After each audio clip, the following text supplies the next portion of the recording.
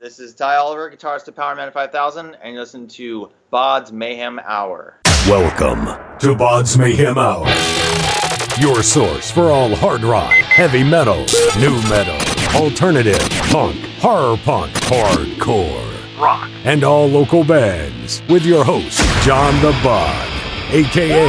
the Bodfather.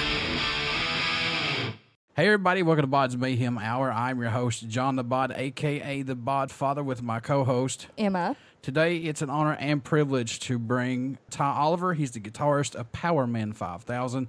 They have their 11th studio album called New Wave. It's out now via Pavement Entertainment. It's the follow-up album to Builders of the Future from 2014. And I've loved Powerman 5000 from a very long time ago, from Worlds Collide. I mean, you can't go wrong with your guys' music, man, first and foremost. That's for damn sure. Right on, man. Yeah, thanks. Thanks for sticking around and continuing to check out what we're doing now. And yeah, no, I agree. It's good, likable, high energy, fun music, I think. So, yeah. Do you feel the new album is different than the previous album, Builders of the Future? Do you feel from album to album, Powerman 5000 is still pushing the boundaries of what you guys are doing? I think that Spider's done a really good job of, keeping it pretty fresh, and he likes to mix it up and do different things. So I definitely think that the newest album, New Wave, has a good blend of what you want to hear from Powerman, but also it's a good blend of the stuff that he's done. I don't know, the different styles that the band has touched on over the years, be it, more of the kind of punk rock alternative stuff to the metal stuff to, there's even some of the, the hip hop flavor in there a little bit, if you want to call it that. And so the newest album is a good blend, I feel like, of all the stuff. All the ingredients are kind of there represented, I feel like. But it also sounds fresh, too, So I think the band and Spider, specifically, because it's his baby, it's his brainchild, have done a really good job of, keeping it fresh and kind of going off in different directions here and there. But also, retaining, like, say, the last album, Builders of the Future, that one was very much another spin on the classic Powerman sound, that industrial metal kind of rockets and robots kind of thing, but it was still like an updated version of it. So yeah, I mean, like I said, that core sound is there, but I also feel like you're going to get something that's a fresh spin on it too. You're not just going to get a repeat. Each album's going to sound exactly the same. That's definitely not the case. So to answer your question, I feel like the band is definitely still, doing some fresh things, Mm-hmm. Yeah. What's impressed you most about making the new album? I thought it wasn't just a total repeat of something that the band's already done. There's still a fresh take on things. There's like some fresh ideas and energy there, but it's still at the same time doesn't go too far off into some other direction to where it's going to turn off longtime fans, I think. And so that to me is impressive, because that's hard to do, is like be a band for that long and put something out that's new and have it still sound fresh. You know what I mean? Does that make sense? Oh, it makes totally sense. So, I mean, even throwing out a name here like Metallica, I mean, you can't go 30 years and go 1,000 miles an hour and every album sound the same. I mean, eventually you've got to get sick. And I mean, you know what I'm talking about. You're in a band. Yeah, absolutely. I mean, I know that band's a good example. I mean, I know they've definitely over the years taken some changes with their style and gone some different directions. And I mean, can you blame them? And like you said, you can't just be the same thing over and over and over again. I mean, some bands can, but I think it's healthy to experiment and kind of like do some different things here and there. It's like Saint Anger. Everybody gives Saint Anger hell. I like it. It's a new twist. I think it kind of reminds me of Muse, like how you guys constantly change. Like Muse has always been one of those bands that stick out to me that's always constantly changing sound, but it always sounds like loyal to what they started with and just as good. Yeah, it's like there's certain bands, they have their core like ingredients, and then the good ones I feel like are able to shift and change and go in different directions, but the ingredients that make them what they are kind of stay there, in the middle at the core of the whole thing, if that makes sense. Yeah. Mm-hmm. Yeah. How long did it take to record the album, Ty? It was going on for about probably good year and a half, maybe. I feel like there was a period of time where there were some rough ideas, I think, going around, and then it just kind of went into full on like mode of writing and recording. And I think I want to say probably about a little over a year of good hard work and writing and recording went into it, I'd say. Are there any songs or a certain song on the new album that stands out to you more, or that you just enjoy more than the others? There's a few that I really like. Well, I mean, Sid Vicious and Injustice that's a killer song. That one's fun. I really like Hostage. Footsteps has been really fun to play live. That one we just started doing like on the last, like this year. Yeah. That's a badass song, too. It's just gone over really well. It's like a good, fun live song to play, and and people seem to respond to it, even if they're not like super familiar with it. It kind of just is like easy to catch on to. So yeah, Footsteps, Hostage, Sid Vicious. There's one towards the end, Run for Your Life, I think it's called. It's a little more like poppy, but like I think it's the last song on the whole album. But that one's really cool. I like it a lot. So correct me if I'm wrong, Ty, but did Greg Johnson and Spider produce this album, or if not, who did? Yeah, those guys were kind of like the brains behind it. Like they pretty much just kind of like, 'cause Spider's really, really hands-on and plays guitar, and that guy's a really creative dude, and he's pretty much, I mean, from the artwork to the theme of everything. I mean, he makes our clothes. He's like pretty much. Wow. Like I said, he's like the brainchild behind the whole thing. It's like Powerman is definitely like Spider's, that's him. It's all him. So, yeah, him and Greg like did, I would say, the lion's share of making that album happen. So, yeah. Working with Spider in the studio versus Spider being just a regular bandmate, and plus working with Greg Johnson on this as well, how hard did they push you guys on this? Or did they just step in when they needed to?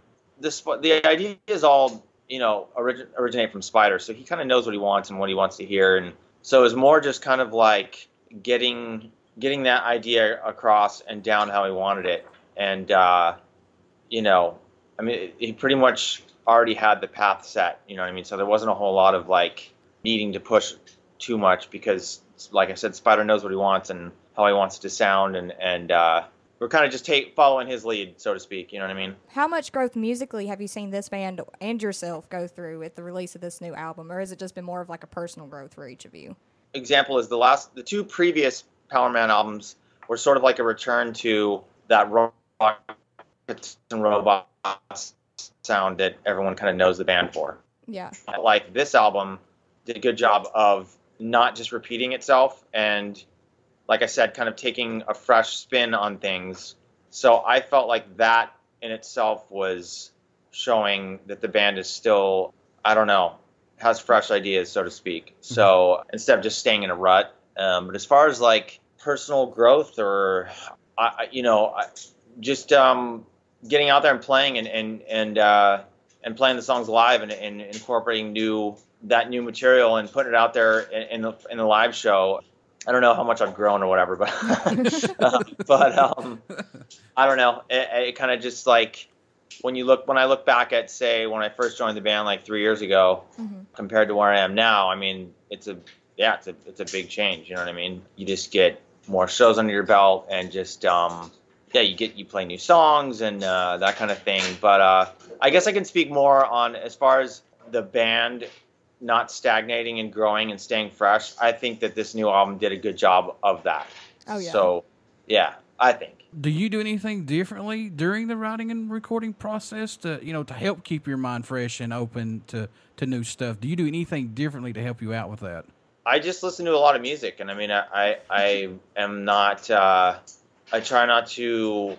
I mean, I'll listen. I like to find new music, new bands that are out there, and because I feel like that stuff for me has always been like, you find a new band you like, and it's inspiring, and it kind of gets like that creativity going and flowing, and so I'm just always checking out music, and because I'm a fan of it, I mean, absolutely a fan. So that for me is always inspiring, is finding a new band I like and digging their tunes and seeing what they're doing and watching how they play live, and just diving into their world. It's like, and then that'll in turn sometimes spark an idea like, oh wow, I that riff they did there, and I kind of want to do something kind of like that, and it'll send you off on one direction and eventually turn into something else, and that kind of thing. So I guess I don't know if I do anything differently, but I just I'm always liking to keep myself immersed in being a fan of music and bands and stuff. So yeah. There was an interview I was doing. A guy had said that he listened to jazz and just straight rock when they were making an album, writing music. And I was like, that's crazy to listen to jazz and you're a metal band, Yeah. I was like, how does that help? He's like, well, it's just, it calms him. It puts him in a different. And also you can listen to some other, style that you might think is totally out of left field for somebody like a metalhead or whatever, but it's interesting how something that might seem that far out in left field can have a spark an idea that can translate into what the style that you're doing. You know what I mean? It all kinds of different things can give you inspiration and end up becoming working their way into your creative outlet. You know what I mean? It's definitely not limited. I mean, it's only limited by what the limits you put on yourself. I think, if that makes sense. Yeah, sure. Yeah. Totally. Okay, so I saw you guys live maybe about a month ago, and I thought you guys were fucking awesome. Like, the energy you brought to the stage, like, you all sounded great. Like, it was just epic. But, like, what would you expect other fans to like, what would you want them to gain or, like, expect whenever they come and see you guys? I would just hope it would be fun and that we're not boring and that, that we can bring that energy. I hope that energy translates whenever somebody comes because, I mean, I know I'm having a ton of fun up there and we're going and putting all the energy out there because it's fun, but I just hope that when somebody's watching it, it's entertaining and that it's just as fun for them. So. Oh yeah, it definitely is. Right on, cool. And because I feel like that music it translates really well live, and it gives off this sort of fun, high energy thing. I mean, because before I was in the band, I mean, I was a fan and I'd seen them a bunch of times, and that was the thing that I always walked away going, man, that was so fun and high energy. And so I hope that translates when people come and see it now, for sure. So we're living in the digital era. Do you like this that we're living in, to record albums, get out, to get albums out quicker, and plus social media to reach out to more fans who may not have heard of Powerman 5000 as of yet? Do you like this, man, or no?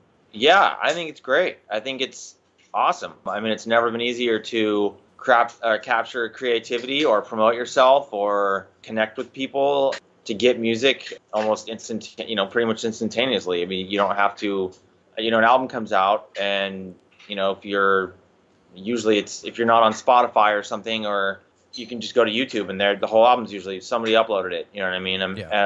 I know that's killing like the physical album sale. Like that part is, it's sad to see that die off. But at the same time, I think it's great that there's so many tools available for somebody to capture their creativity and get it out there and get it heard, where they might not have been able to, say, 15, 20 years ago. It's like you'd have to pay for studio time and maybe you couldn't afford it. And then it's not the greatest studio. It sounds like crap. And then you have to go make tapes or CDs and hand them out, or you know what I mean. It was a lot more work involved, which made you hustle, and that part's great. I mean, but I think it's just great now that you can get your song heard by this wide audience worldwide right from your laptop. You know what I mean? And I think that's great to me. And to me, it's hard to believe, and I'm 38 years old. And I love CDs, It's hard for me to put in a sentence that some stores are not selling CDs no more. They're done with it, Yeah, totally, man. I mean, I that was one of my favorite things to do. Yeah. Forever was I would go to used CD sections and just browse them, and it was like hunting for like buried treasure, and I would just walk out with a stack and be stoked. And now I was just thinking about this. I'm like, I just don't even do that anymore. Like, it's not even. I just everything's on Spotify or on YouTube, or so that part is definitely, it's sad to see all that kind of change and shift, and it's a trip. I mean, but it's just kind of how it goes. I mean, things change and technology advances, etc. So at first I was resistant to it. I was like, nope, I'm not getting rid of my CDs, no way. But I did it too. I'm a Spotify guy now. Everything's on my phone, and I mean I have a few straggler CDs around, but you know I've kept up with the Joneses, and I'm part of the digital thing now. I still have all my CDs, and I remember working on the school programs where I was little and stuff. I'd go to the CD stores. I was just like you, Ty.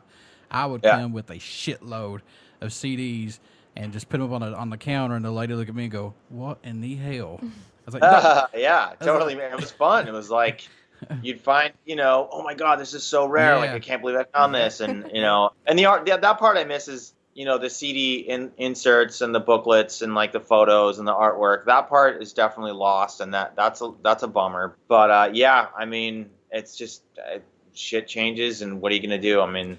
Yeah, it's either move on or get left behind. Yeah, I mean, and also like, I don't really miss having to lug around like, my car was I'd always have like 30 or 40 odd CDs just like bouncing around the inside of my car. You know what I mean? So I don't miss that part. Oh well, yeah. Okay, so I have more of a personal question for you. What really made you want to become a musician? Like, what was your spark or your inspiration or just like your motivation? Yeah, well, when I first got into music, I was, like 14 or 15, and I wanted to play drums. And I used to just see, I just watched music videos on MTV all the time and Headbangers Ball and whatever. And I always thought Tommy Lee was like awesome. I thought he was like the fucking coolest dude. And I'm like, I want to be like that guy.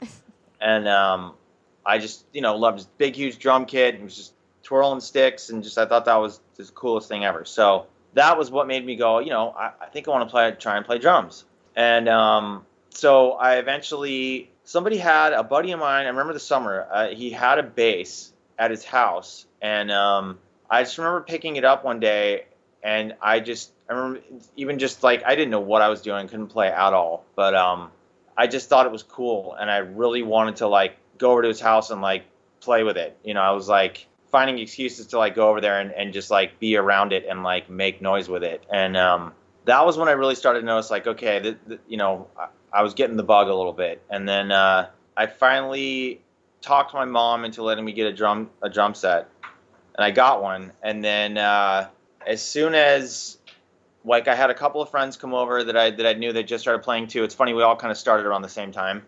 And like a buddy of mine just got a bass, and then another friend of mine had been playing guitar for a while, and we all like jammed over at my house. And I remember the first time we pulled off, playing like one riff and changing into another one, like that was it. I was like, that was the fucking coolest thing ever. I'm in for life. That's it. I want to play music. Like literally that moment I was like, I'm doing this. This is it. This is what I want to do. And yeah, I've been doing it ever since. So that's awesome.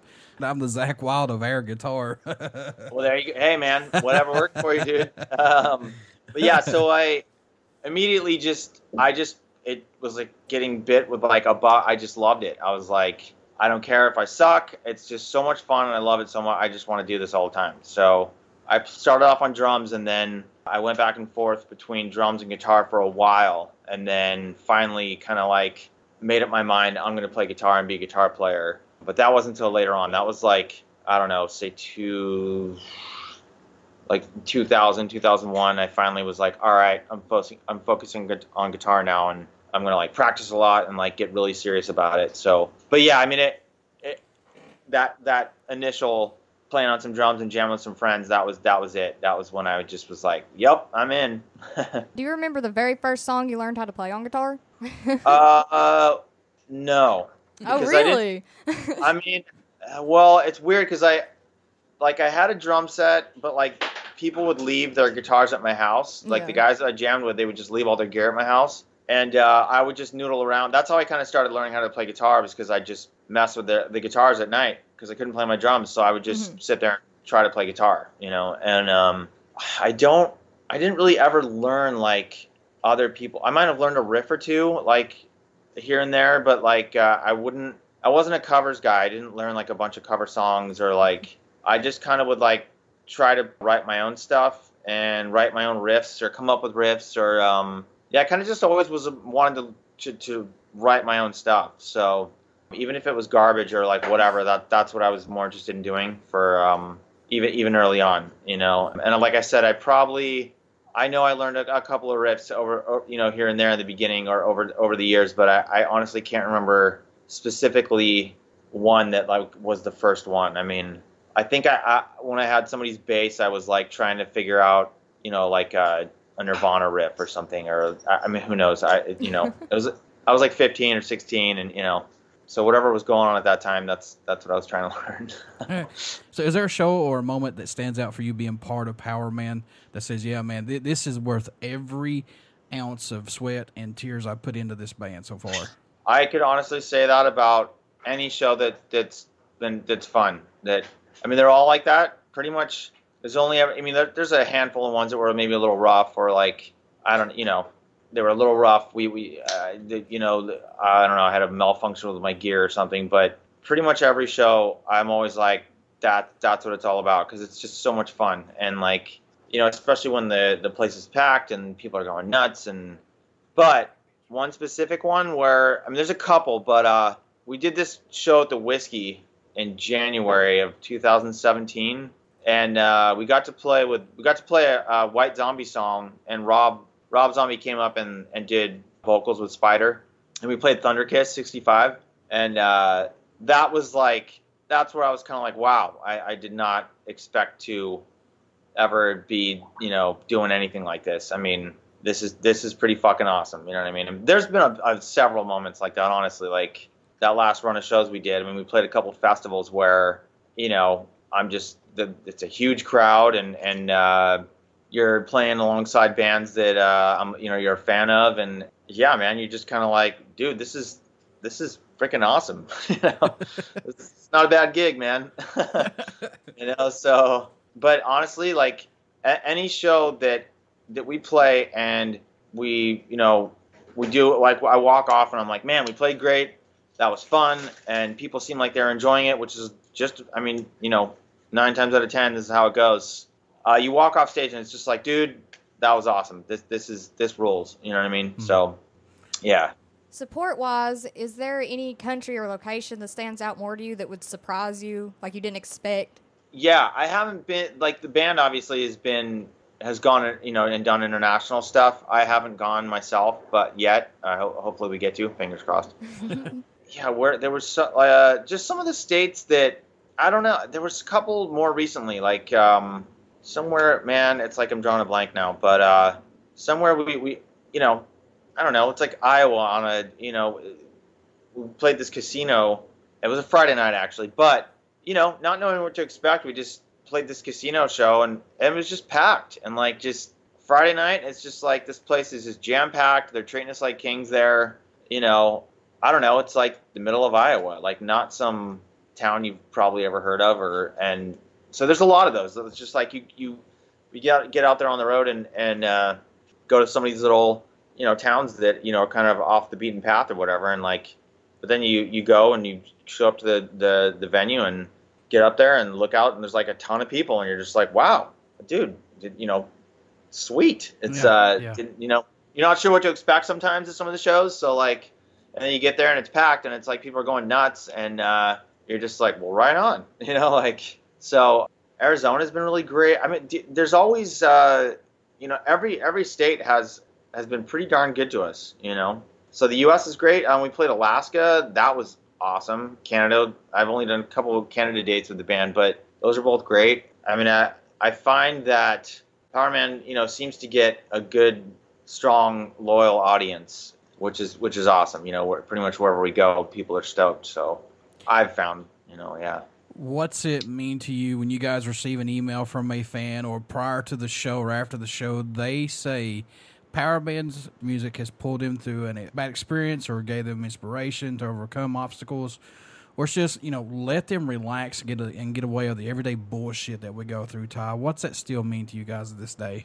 I mean, dude, that if somebody's connecting to the music that much, like, that's awesome. That's friggin' great. You know, I mean, that's amazing.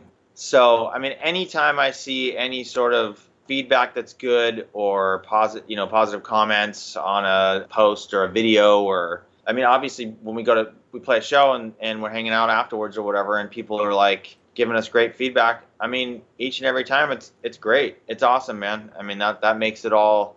That's all part of what makes doing this so fun. I mean, you get to play music. That in itself, by itself, is just fun. And then on top of it, you get people who are maybe they're connecting with it on that deep of a level. Maybe the music's getting them through a tough time. Maybe the band's gotten them through, like you said, tough times, etc. That's just all like extra on top of what's already fun. So anything like that it's great to hear, and it feels good. It's awesome. Yeah, man. Anything like that is great to hear for sure.